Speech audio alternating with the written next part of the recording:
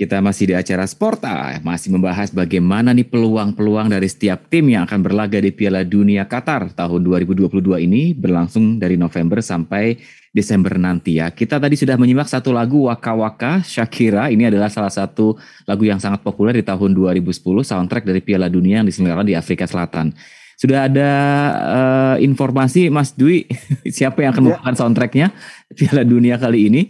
Apakah nanti akan ada sentuhan musik Arabnya gitu ya? Biasanya sih iya ya, biasanya ada nuansa-nuansa begitu. Cuman memang belum sampai sekarang saya belum tahu sih siapa yang menyanyikan lagu gitu ya. Tapi sih kayaknya sih pasti ada nuansa-nuansa negara tuan rumah gitu ya. Ya seperti yang Waka Waka itu yang tahun 2010 itu nuansa Afrikanya kental sekali. Mungkin saya nggak tahu ininya apa namanya performernya gitu ya, tapi namanya Trinidad Cardona, Davido dan Aisyah. Oh ya, itu Mas Yudi itu. Sudah ada ya? Sudah ada. Lagunya judulnya Haya Haya. Oh. Itu kalau nggak salah bersama-sama gitu, together gitu ininya. Iya. Terjemahan judulnya, betul. Haya Haya. Tapi saya nggak tahu nih performernya, saya belum pernah dengar. Saya bukan ini sih, nggak terlalu ini musik sih. Tadi kita cari. Mungkin barangkali lebih paham. Nanti cari ya. Tadi ya Trinidad dan Aisyah ya. Tadi Haya Haya ya. Namanya Trinidad Cardona, Davido dan Aisyah. Ini performernya dari lagu resmi. Ini udah dari bulan kalau nggak salah Mei atau April kemarin ya dirilis ya Mas. Dan sahabat Sonora. Wah ini seru sekali. Pialanya, logo semua sudah. Ada maskot nggak Mas? Maskot yang akan dijadikan icon? Belum ada ya? Ini ada. Ini lucu sih, maskotnya itu sempat jadi perbincangan, sempat viral gitu Mas Yudi dan sahabat Sonora, karena bentuknya tuh kayak ini, kayak Casper, kayak hantu gitu. Apa? Latar belakangnya apa ya? Iya, kayak pocong lah bisa dibilang gitu, kayak selimut terbang gitu. Iya benar. Iya. Memang seperti orang yang mengenakan pakaian itu ya, pakaian Timur Tengah itu ya, kalau pria Timur Tengah itu ya. Iya, betul. Tapi kalau di sini apalagi di Indonesia gitu langsung meme-nya langsung keluar gitu ya. Ini Piala Dunia pocong katanya. Enggak, itu bercanda, tapi pasti pemilihan maskot ini inilah udah pasti ada latar belakangnya dari segi budaya dari Qatarnya sendiri dan Timur Tengah sih kalau saya pikir, karena biasanya sih maskot melambangkan tempat, melambangkan budaya dari tuan rumah dari Piala Dunia. Namanya Laib ya. Iya, betul. Ya memang sekilas kayak Casper karena warnanya putih dan ada bola. Kayak melayang gitu ya. Betul. Sayapnya di belakang sini ya. Betul. Tapi ya anyway kita tunggu, mudah-mudahan sih ya bisa meramaikan ya ajang ini. Iya. Oke. Betul. Mas Dwi, kembali kita bahas tadi grup B, grup C ya. Tadi juga di atas kertas Argentina, Saudi, Meksiko, Poland. Argentina sepertinya memimpin ya. Ada peluang. C, iya. Argentina nih kebetulan kayaknya lagi on fire nih Mas Yudi dan sahabat Sonora nih. Karena ya mereka udah nggak terkalahkan 2 tahun lah. Dari 2020 mereka nggak pernah kalah. Kemudian mereka kan juara Copa America kemarin. Akhirnya setelah beberapa tahun Lionel Messi mendapatkan trofi pertama dia buat Argentina. Kemudian waktu mereka beradu dengan Italia sebagai juara Euro di finalissima ya, belum lama ya, baru mungkin 2 minggu atau 3 minggu yang lalu mereka juga menang gitu. Jadi ini Argentina ini masuk ke Piala Dunia 2002 dalam kondisi yang sangat bagus kalau menurut saya, dan sangat pantas kalau misalnya mereka menjadi salah satu unggulan utama untuk menjadi juara sih.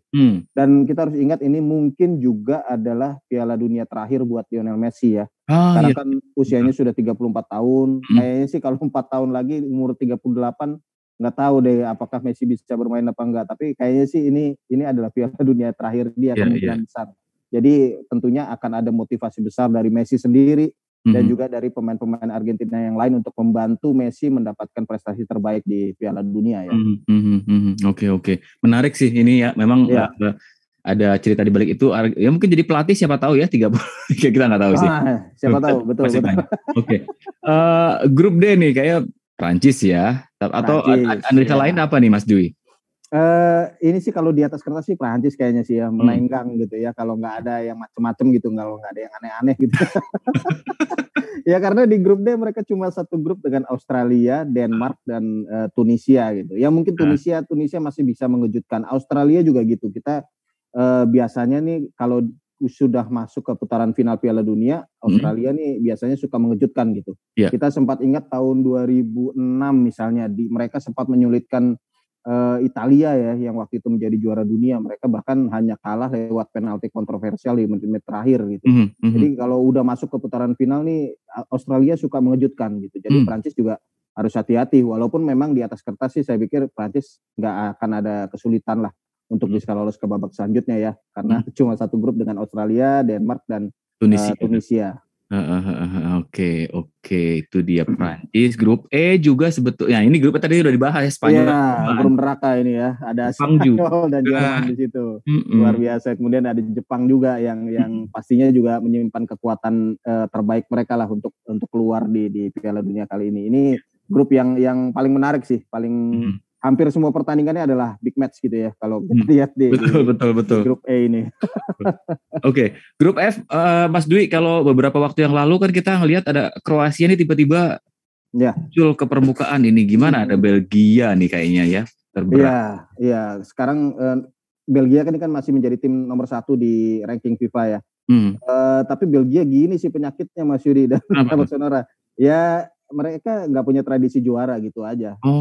Mereka sekarang punya generasi emas pemain, sempat punya generasi emas pemain gitu ya. Kevin De Bruyne, Romelu Lukaku, itu pemain-pemain top banget lah. Di klubnya mereka juara Liga Domestik, juara Liga Champions segala macam diraih. Tapi ya namanya tradisi nggak bisa bohong gitu. Kalau udah ngomong tradisi, Belgia agak susah gitu. Bahkan sekarang kalau saya bilang generasi emas ini sudah mau habis gitu. Sudah beberapa pemain sudah lewat usia kepala 3 gitu. Tapi mereka belum juga menjadi juara, bahkan di Piala Eropa yang lingkupnya lebih kecil dari Piala Dunia pun mereka masih kesulitan gitu. Jadi ya mungkin Belgia masih menjadi unggulan di grup F ini, tapi ya saya tidak yakin mereka bisa melangkah sampai jauh sampai ke jadi juara gitu ya. Tapi kalau untuk sekedar lolos ke babak 16 besar atau mungkin babak final, mungkin Belgia masih bisa.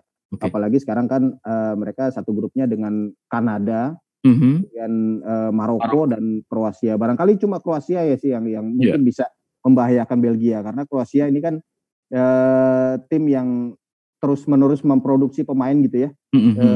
Kemarin di Piala Dunia 2018 juga mereka kan sampai ke final gitu. Betul. Dan ya pemain-pemainnya itu tidak habis gitu, walaupun sekarang Luka Modric lah kita sebut ini bintang utamanya Kroasia, sudah mungkin ini Piala Dunia terakhir dia juga gitu ya. Betul. Tapi di belakang dia, di generasi di bawah dia itu sudah mulai bermunculan gitu pemain-pemain yang satu tipe dengan Luka Modric ini. Jadi kalau saya pikir di grup F ini khususnya Kroasia ini akan menjadi ancaman utama sih buat Belgia.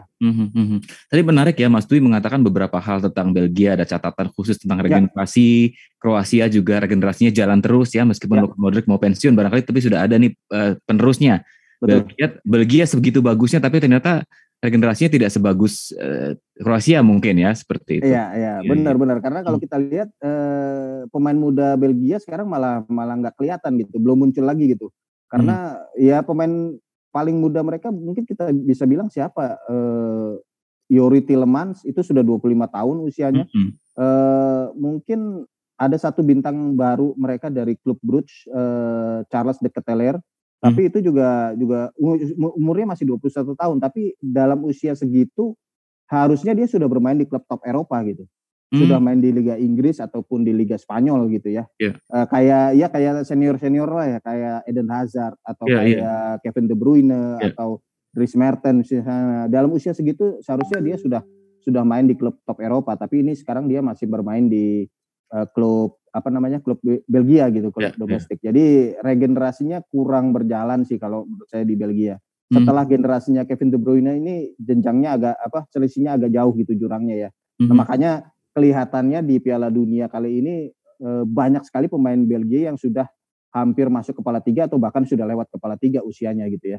Ada si Eden Hazard juga sudah 31 tahun, kemudian De Bruyne juga kita lihat sudah 30 tahun, Romelu Lukaku juga begitu sudah 29.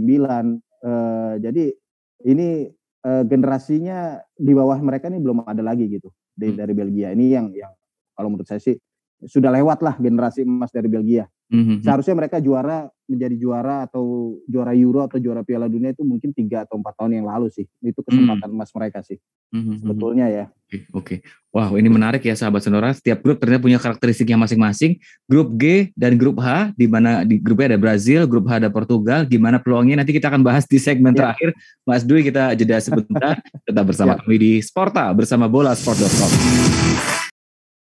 Terima kasih sudah menonton. Silakan subscribe, like, dan jangan lupa komen di bawah ya Bola Spotter.